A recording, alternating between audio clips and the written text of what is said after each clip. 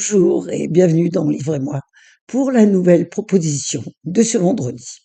Ce vendredi, nous plongeons dans la fin de la Deuxième Guerre mondiale en 1944, période qui a fait couler beaucoup d'encre, mais le fait auquel le livre s'intéresse est un fait qui est plutôt mal connu. Il s'agit de l'élevage en batterie des bébés destinés à remplacer les jeunes soldats tombés sur le champ de bataille pour faire plus tard la gloire du Grand Reich avec la véritable race aryenne.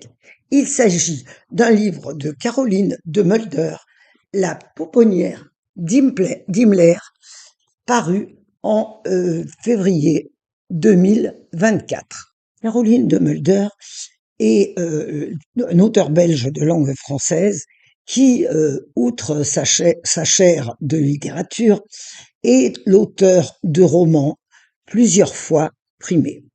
La pouponnière d'Himmler relate la vie et la mort des bébés dans une pouponnière nazie, véritable usine à rien, dans laquelle travaille une jeune infirmière qui affirme: je n'ai pas à m'occuper de ce que je pense. Mon devoir est d'obéir.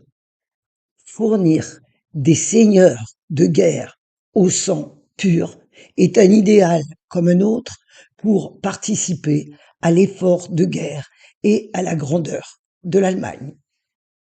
La narration est faite par trois personnages. Il y a Renée, jeune femme française tombée amoureuse d'un SS qui est chassé à la fois par son pays et par sa famille, que l'on a tondu et dont le seul refuge est l'adresse de cette pouponnière que son amoureux lui a donnée avant de partir au combat. Le deuxième point de vue est celui d'Elga, jeune infirmière qui affirmait dans notre relation précédente que son premier devoir était l'obéissance et qui commence à avoir des soupçons et certaines réticences lorsque, lors du recul des troupes allemandes, les conditions pour s'occuper des bébés deviennent absolument intolérables. Et surtout, elle s'interroge sur le devenir des bébés non conformes envoyés dans d'autres maternités pour y être soignés. Le troisième point de vue est celui de Marek.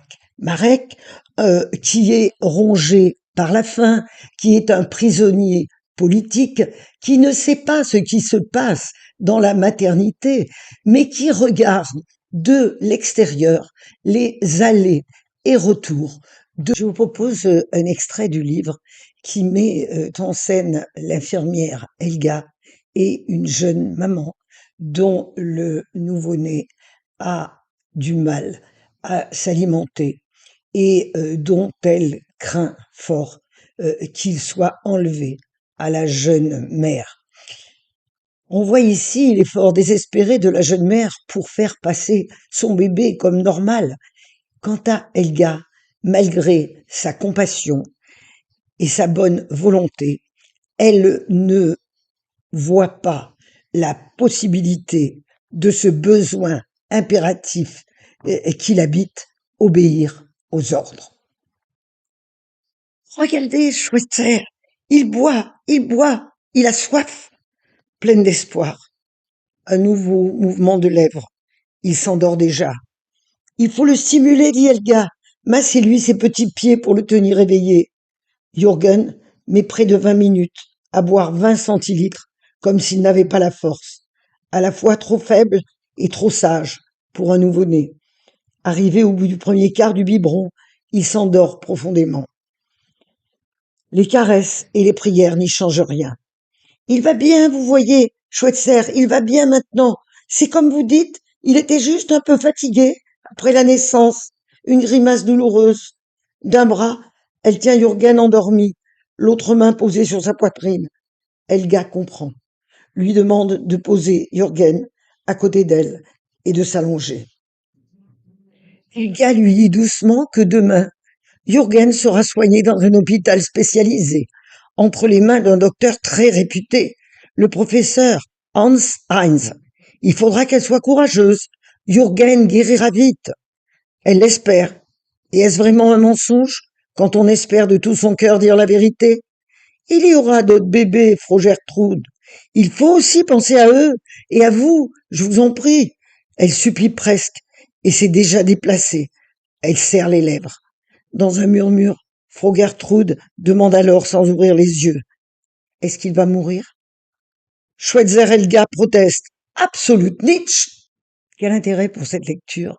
Eh bien, d'abord, comme j'en ai parlé déjà, une addiction aux pages dans le récit, une question philosophique, une leçon sur l'avenir pour que plus jamais les camps de la vie deviennent des camps de la mort, et une excellente documentation sur les Bensborn auxquels on s'est peu intéressé par rapport aux camps de concentration. C'est à la fois un bagage historique, une question philosophique et de la morale pour le futur, une mise en garde pour l'avenir sur l'obéissance aveugle à certains ordres. Je vous souhaite une très belle semaine et je vous donne rendez-vous pour un prochain vendredi de découverte. À très bientôt. Merci d'être resté avec nous et surtout, rappelez-vous, si vous avez aimé l'émission, n'oubliez pas de vous abonner pour ne manquer aucune des propositions à venir. Au revoir, à très bientôt. Merci d'être resté avec nous.